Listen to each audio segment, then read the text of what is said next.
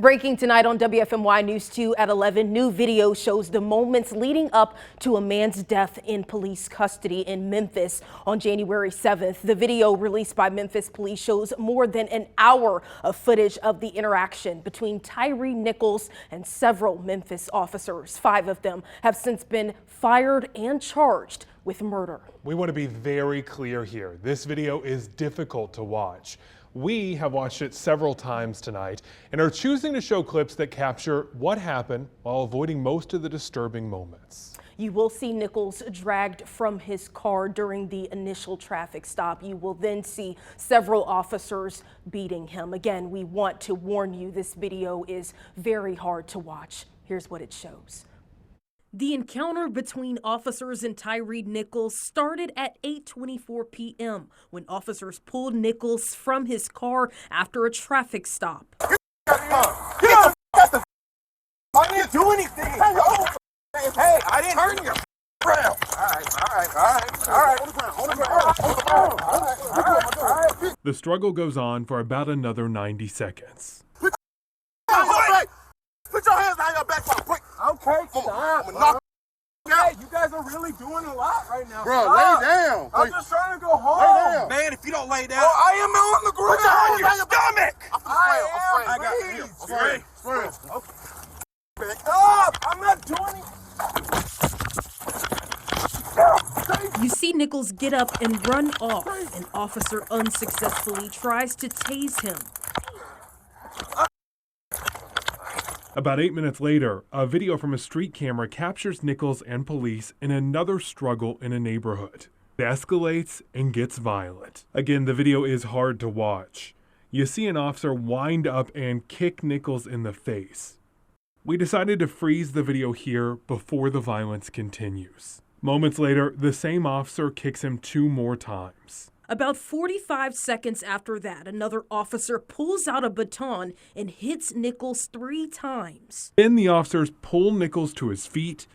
Nichols gets punched by an officer. After that hit, Nichols is punched at least 4 more times before he collapses. Police put him in handcuffs. This is about 12 minutes after the traffic stop. About 2 minutes later, officers drag him and lean him against the police car. He remained there for 20 more minutes. You see paramedics come into frame at about 8:41. That's about 5 minutes after officers put him in handcuffs. The video shows Nichols clearly unwell on the ground. Paramedics examine Nichols for about 5 minutes before stepping back.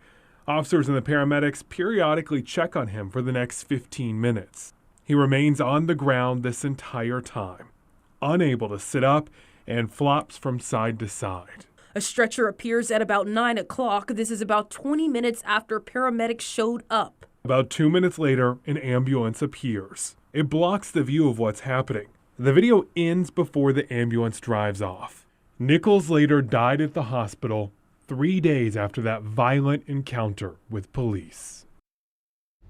The videos are disturbing in so many ways. They also raise many questions about the state of policing and especially concerns about police brutality. We took questions to a former Greensboro police officer. WFMY News 2's Grace Holland watched the videos. Back with him to learn more. Ed Cobbler was a Greensboro police officer for 15 years and now works as a private investigator. He told me from the very beginning he felt the level of force was excessive. All 5 of the officers looked like that they were larger than he was. And then I was amazed at how long they left him on the ground before rendering any aid and before the ambulance could get there and put him on a stretcher and take him away. So the whole situation was just very unusual from what I've been exposed to in my day. He has questions about why a traffic stop escalated to this kind of confrontation. Memphis Police Chief Saralyn Davis says it's something her department is still trying to figure out, but it was clear to her that charges were needed. Because you see what the most egregious part of that night was happening on that video. It's almost like most of the time officers go from 1 to 5 and then, at the highest 10. This video starts off at about a 10, which is very confusing. Chief Davis says they are still investigating the actions of the other officers involved that night to see if any other action should be taken. People gathered all over the country after the release of the videos. Here you can see the scene in Memphis, New York City, and Atlanta. Nichols' mother spoke today before the videos were released. She also watched them before they were made public. She described the gut-wrenching feeling of going through the video. But once I found out what happened, that was my son's pain that I was feeling. And I didn't even know. But for me to find out that my son was calling my name and I was only feet away and did not even hear him, you have no clue how I feel right now. No clue. Nichols' family urged peaceful protest in the wake of the video release. This is clearly a developing story. You can find a full breakdown of the investigation on our website, WFMYnews2.com. The mother of 3 people killed in a Greensboro house fire faces charges for neglect and child abuse. Police arrested Brandy Sturdivant today. They say she left her children alone inside the home on Grinsley Street in December. Each of the children were younger than 5 years old. Police used a ladder to try to rescue them from the room. 35 firefighters responded to the fire. Investigators say they did not hear any alarms going off when they arrived. They still don't know what caused the blaze. An update after an 8-year-old girl was shot while sleeping in Greensboro. Police say they don't believe Akuria Hinton's family was targeted. A stray bullet hit the child overnight a few days ago while she was asleep in her bed. The shooting happened near Autumn Drive and Ryan Street. She remains in the hospital tonight in critical condition. Police told us today they have no new leads to share. A 9-year-old boy remains missing in Greensboro tonight. Amir Brown was last seen yesterday. Police say he has run away several times before and was found at a friend's house last time. If you see him, please call 911. Tomorrow, the family of murder-suicide victims in High Point will hold their funeral. Police say Robert Creighton shot and killed his wife and 3 of his children before turning the gun on himself several weeks ago. His wife, Athalia Creighton, went to North Carolina A&T. Investigators say they found out about the shooting after 2 adults came running from the house and told neighbors to call 911. One of those people is related to the victims. Police say Robert Creighton had an undisclosed mental illness. They don't know what caused him to kill his family. New at 11, a woman convicted of murder and having it overturned once her retrial moved to a new venue. Molly Corbett's legal team says the case has got to be moved out of Davidson County because of such an interest in this case. It was all over national news too. Her lawyers say Corbett would be not able to get a fair trial there. They want the case moved to Forsyth County instead. A judge will hear that motion next month. Corbett and her husband were convicted of killing her husband in 2017. An appeals court overturned their conviction in 2020 and ordered a retrial. Jury selection begins this summer.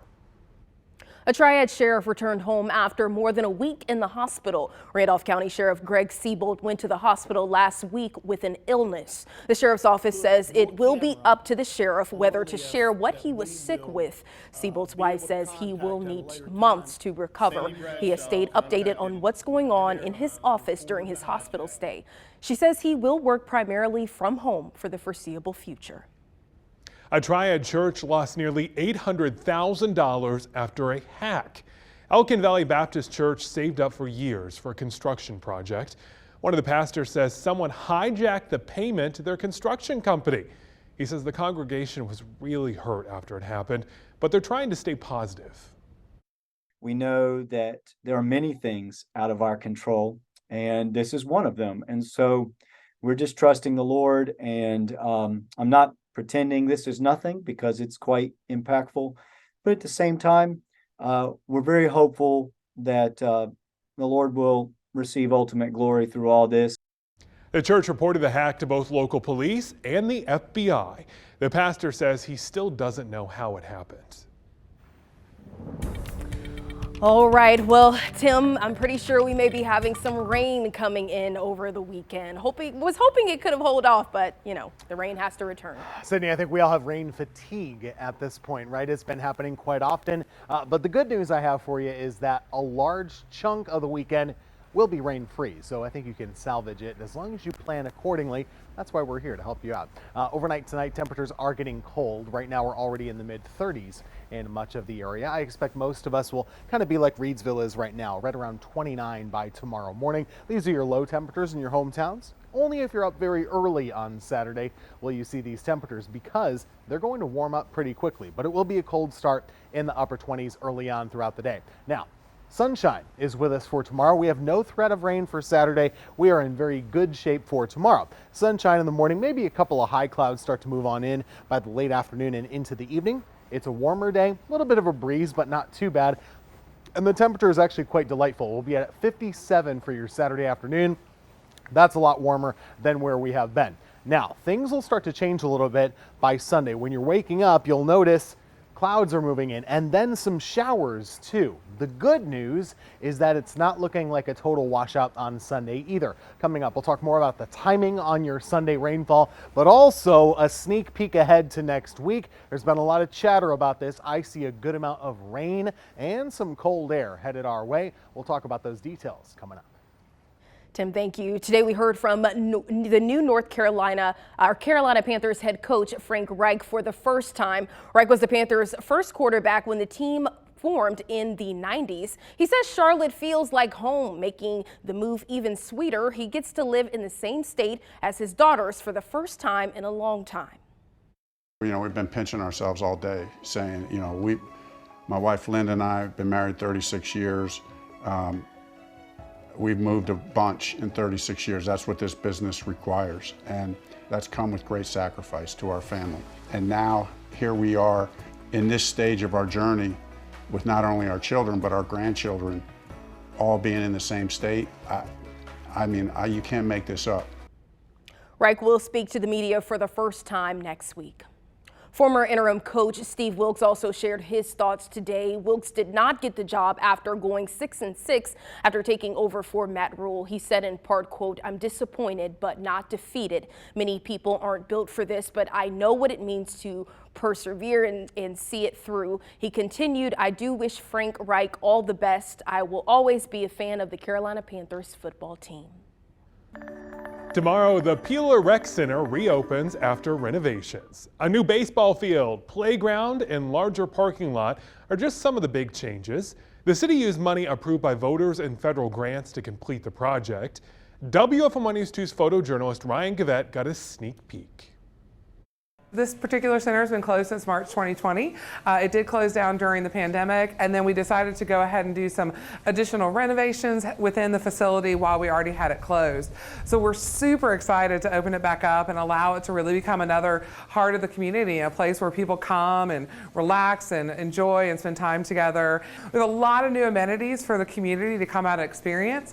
Outside, we actually have a brand new playground. We have a brand new outdoor fitness equipment, and we also have a story walk that runs between Peeler and McGirt Horton Library, and that will be a different book that will change out every 3 or so months. So we actually received a grant from the Major League Baseball Youth Foundation, and we were able to put lights up at our ball field here, which is really exciting because that expands the use of that space. In the past, we've only been able to use it when the sun is out, and so now we're going to be able to utilize that space well into the evening and have a whole new life to that field out here at Peeler. Inside, we've done some really great updates and uplifts and facelifts. We've done new bathrooms in the facility, and we've gotten a fresh coat of paint throughout the facility as well. And we have a game room that we've added into the back. When you pay someone to fix a problem, you expect the fix to last more than 2 weeks, right? Well, that was not the case for an Elon woman and her driveway repairs. Why 2 Wants to Know had to get involved.